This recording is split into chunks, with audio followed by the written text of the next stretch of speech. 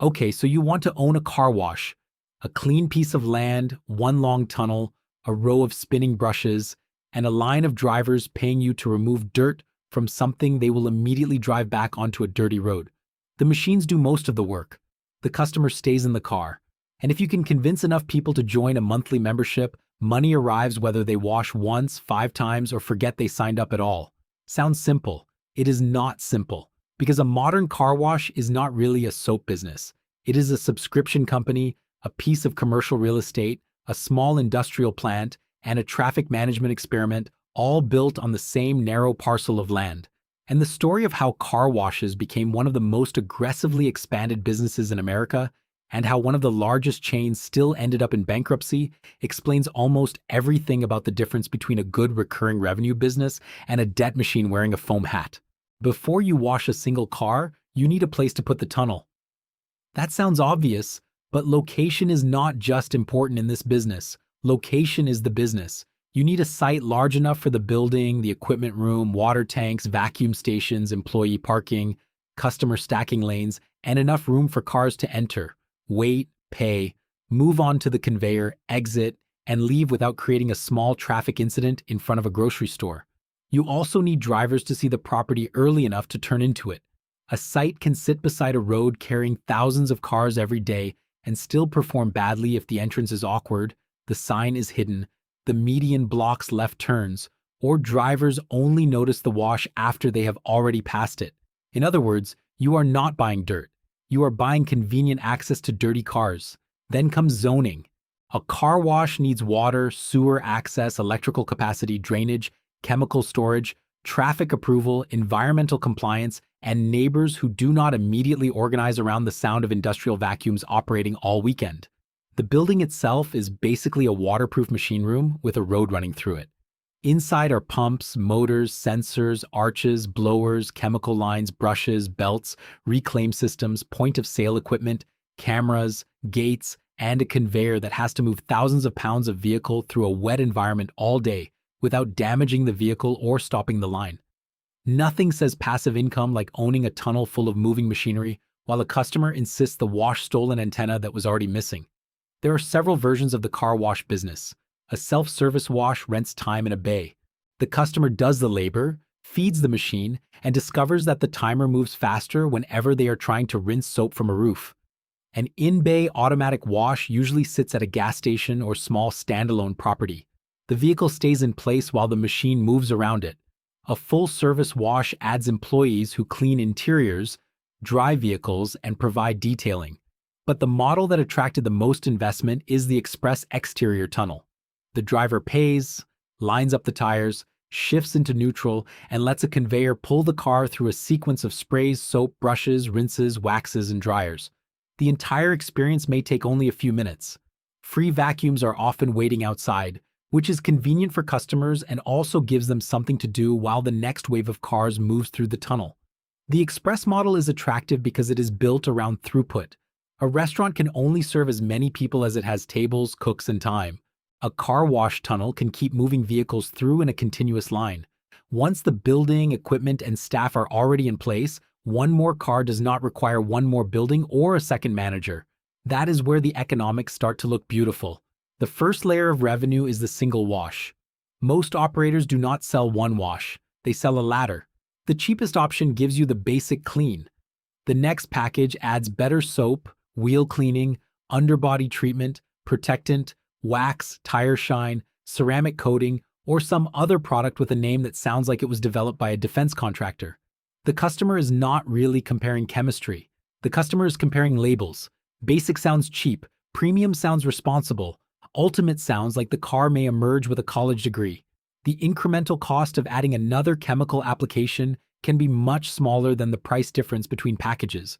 That means the higher package can carry a much better contribution margin, especially when the process is automated. But single washes are unpredictable. They depend on weather, season, traffic, local competition, gasoline prices, and whether the customer looks at the car long enough to feel embarrassed by it. So the industry found a better product. The monthly membership. Pay one fixed amount and wash as often as you want. For the customer, the logic is easy. If one premium wash costs a meaningful portion of the monthly fee, the membership appears to pay for itself after only a few visits. For the operator, the logic is even better. The credit card is charged automatically every month. Revenue becomes more predictable. Customers become less likely to compare prices every time. A driver who belongs to one chain has a reason to pass 3 independent washes on the way to a location included in the plan. On paper, unlimited washing gives the customer freedom. On the spreadsheet, it converts an occasional purchase into recurring revenue. The best member is not necessarily the person who washes every day. A member who washes once or twice may generate far better economics than someone who treats the tunnel like a personal driveway. But even frequent users can still be valuable, because the biggest expenses are not always the soap and water used on one more vehicle. The land payment, lease, equipment, insurance, management, software, and much of the labor are already there. This is why the membership changes the entire business. A car wash without membership sells clean cars. A car wash with membership sells a habit. The scale of that shift is visible in the largest public operator in the industry. By the end of 2025, Mr. Car Wash operated 548 locations in 21 states and reported about 2.3 million members in its Unlimited Wash Club. Membership sales represented 76% of total wash sales, and the company passed $1 billion in annual revenue for the first time. Read that again. At one of the largest car wash companies in the country, more than 3/4 of wash sales came from people paying through a membership program. That is not a side offer near the payment kiosk. That is the core product, and the company estimated that an average membership customer spent more than 4 times as much as a retail wash customer. This is the detail investors noticed. Car washes used to look like small local service businesses. Add monthly subscriptions, standardized equipment, centralized marketing, and repeatable site designs, and they begin to look more like a chain of physical software subscriptions. Except the software is made of concrete, pumps, water, labor, and very expensive spinning objects. There are other revenue layers too. Some operators sell fleet plans to delivery companies, rental businesses, dealerships, rideshare drivers, or local service fleets. Some add detailing, vending machines, towels, air fresheners, mat cleaning machines, or premium interior services. Some use free vacuums as a marketing expense. Others treat the vacuum area as a way to increase customer satisfaction and keep membership cancellation lower. But the tunnel and the membership remain the center of the model. Now for the other side of the ledger. A car wash has variable costs: chemicals, towels, water, electricity, credit card processing, damage claims, and hourly labor all increase as business grows. It also has fixed costs that continue whether the tunnel is busy, empty, or temporarily closed because a sensor has decided that today is its final day on Earth. The property still costs money, the equipment still depreciates, insurance still renews, the manager still gets paid, the loan still expects attention. The lease does not care that it rained, and maintenance is not optional. A tunnel is a harsh environment. Water, chemicals, dirt, vibration, moving parts, and constant vehicle traffic are hard on equipment. Belts stretch, bearings fail, nozzles clog, pumps wear down, brushes need replacement, blowers need service, sensors get dirty, payment gates stop reading plates, vacuums lose suction at exactly the moment a customer is attempting to remove 6 years of crackers from the back seat. The dangerous mistake is to treat maintenance as a cost that can be delayed without consequence. Skipping service may make 1 month look more profitable. Then the conveyor stops on a sunny Saturday, the line backs into the street, and the business loses the most valuable hours of the week. Throughput is everything. A wash does not simply need customers. It needs customers at a pace the site can process. If the entrance is slow, the payment system is confusing, the staff takes too long to guide cars, or vehicles pile up at the vacuums and block the exit, the tunnel may have theoretical capacity that the property cannot actually use. This is why a small design decision can affect revenue for years. One extra stacking lane may allow more cars to wait without leaving. A license plate reader may move members through faster. A badly positioned curb may create a daily traffic puzzle that no marketing budget can solve. The same is true of labor. Express washes use fewer employees than full-service operations, but fewer does not mean none. Someone has to guide vehicles, solve payment problems, sell memberships, clean the site, handle complaints, monitor equipment. manage chemicals, maintain vacuums, and respond when a pickup truck arrives with something in the bed that should absolutely not enter a wash tunnel. Labor is also where the customer experience becomes part of the financial model. Memberships can be highly profitable, but only if customers stay. A rude interaction, repeated equipment problems, poor cleaning quality, or a damaged vehicle can turn recurring revenue into recurring cancellation. The company may call it churn. The customer calls it, "I am never coming back here again." Then there is water. Car washes use a lot of it, but the numbers are more complicated than people assume. Professional systems can meter water carefully and reclaim part of it for reuse. EPA guidance cites average freshwater use of roughly 75 gallons per vehicle for conveyor washes and 55 gallons for in-bay systems based on industry research, while water reclamation can cut fresh water use by about half. That makes reclamation both an environmental system and a cost control system, but it adds equipment, filtration, tanks, pumps, maintenance, and capital expense. The wash is not simply connected to a hose. It operates a small water processing system under the property. Water also creates political risk. During droughts, communities may question why new car washes keep appearing while residents are being told to conserve. Local governments may restrict water use, delay permits, require reclamation, or limit where new facilities can be built. And that leads to one of the stranger features of the car wash boom. The industry became attractive at exactly the moment many towns began asking whether they needed another one. Private investment groups liked the business for understandable reasons. The industry was fragmented, many locations were owned by independent operators. Chains could buy smaller washes, rebrand them, upgrade equipment, add membership lanes, centralize marketing, and sell subscriptions across multiple sites. Recurring revenue made future cash flow appear more predictable. Automation limited the amount of labor needed per vehicle.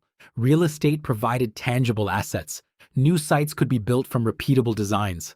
A larger network made the membership more valuable because customers could use it in more locations. It looked like a classic consolidation opportunity. Buy locations, add subscriptions, improve throughput, lower purchasing costs, open more locations, repeat.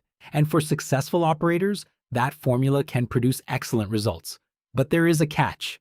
A recurring revenue business is not automatically a low-risk business, especially when the recurring revenue is used to support recurring debt. The expansion race created more competition.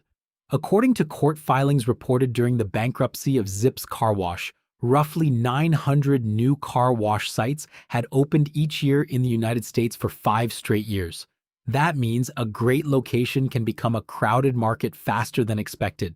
A new competitor may open a mile away with introductory memberships, newer equipment, stronger signage, and enough promotional discounts to make the first year look like a charitable organization for dirty SUVs. Now both operators are fighting for the same drivers. Memberships create loyalty, but they also create a limit.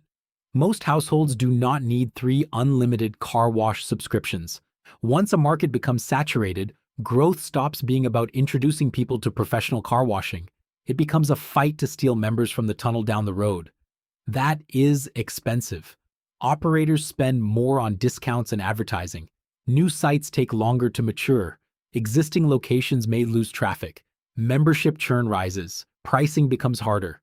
And all of this can happen while interest, expense, rent, wages, insurance, and equipment costs continue moving upward. This is where the math gets ugly. Zips Car Wash shows what can happen when rapid expansion meets heavy debt and a more competitive market. The company was founded in Arkansas in 2004 and grew rapidly between 2015 and 2022. By early 2025, it operated more than 260 car washes under several brands, employed about 1,800 people across 23 states, washed roughly 24 million vehicles a year, and generated about $303 million in revenue over the previous 12 months. That sounds like a successful company. Then look at the balance sheet. Zips entered bankruptcy with approximately $654 million in debt and only about $1 million in cash. It sought to reduce its debt by $279 million and hand control of the company to its lenders. The company blamed rising interest rates, higher labor costs, and increased competition. This is the trap hidden inside aggressive expansion. A new location may eventually become profitable, but the loan begins charging interest before the site has built a mature membership base. A chain may own hundreds of busy washes and still face financial distress if too much cash is already promised to lenders, landlords, equipment providers, and operating costs. Revenue is not the same as cash. Growth is not the same as solvency. And a line of cars does not tell you who owns the money those cars are generating. In fact, Zips had enough operating scale to wash tens of millions of vehicles every year. The problem was not that Americans had suddenly stopped getting their cars cleaned. The problem was that the financial structure underneath the tunnels had become too heavy. That is why the same industry can produce a billion-dollar operator with millions of members and another enormous chain that ends up in bankruptcy. The machines can look similar. The buildings can look similar. The soap can look very similar, despite what the names on the premium package suggest. The difference is often beneath the surface. How much did the land cost? How much debt funded the expansion? How many members stay after the introductory price ends? How many washes does each member actually use? How much does the site spend to acquire a new member? How quickly does a new location mature? How many competitors are opening nearby? How much of the property is owned and how much is leased? How much cash remains after maintenance and interest? Those questions determine whether the wash is a cash-generating asset or a very clean-looking money pit. There is also a strange relationship with weather. Rain can reduce immediate demand because customers do not want to pay for a wash that nature appears determined to reverse by lunchtime. Snow can be good later because road salt makes vehicles filthy, but severe storms can close sites and stop traffic entirely. Drought can create water restrictions. Freezing temperatures can damage systems. Extreme heat can affect employees and equipment. Membership smooths some of that volatility because customers continue paying through a bad week. But subscriptions do not repeal weather. They only make the revenue less dependent on the number of cars that arrive that particular day. And even that protection has limits. If customers feel they are not using the membership enough, they cancel. If a wash is frequently closed, they cancel. If a competitor offers a cheaper plan, they may cancel. If household budgets tighten, the monthly car wash can suddenly look less essential than the company presentation suggested. So does owning a car wash actually work as a business? Yes. Under the right conditions, it can be extremely attractive. A strong location with good access, efficient equipment, high throughput, disciplined maintenance, a loyal membership base, manageable debt, and limited nearby competition can generate steady recurring revenue from a relatively simple service. The express tunnel is fast. The customer understands the product. Memberships increase annual spending. Automation allows the same site to process large volumes without adding labor at the same rate. That is the optimistic version. Now consider the realistic bad version. You overpay for land during a boom. Construction takes longer than expected. Interest rates rise. A competitor opens nearby. Memberships grow more slowly. Introductory customers cancel. Equipment breaks. Labor costs increase. Water restrictions appear. The property is busy, but cash flow is weak because debt service and lease payments absorb the margin. Then you discount the membership to bring people in. That increases volume, which increases wear, chemical use, and maintenance, while the lower price reduces revenue per member. The site looks successful because there is always a line. The lender looks at the actual cash flow and develops a different emotional response. That is the central contradiction of the business. The car wash sells simplicity to the customer while operating a complicated system behind the wall. The driver sees soap, brushes, and a clean hood. The owner sees land costs, traffic patterns, conversion rates, churn, water reclamation, equipment uptime, labor, chemical cost, competition, and debt. The car wash is not really selling water. It is not even primarily selling cleanliness. It is selling the convenience of never having to decide when to wash the car again. And once the customer stops making that decision, the operator receives something far more valuable than a single payment: a monthly habit. That habit can build one of the most predictable businesses on the roadside. Or if expansion moves faster than cash flow, it can support a mountain of debt right up until the moment it cannot.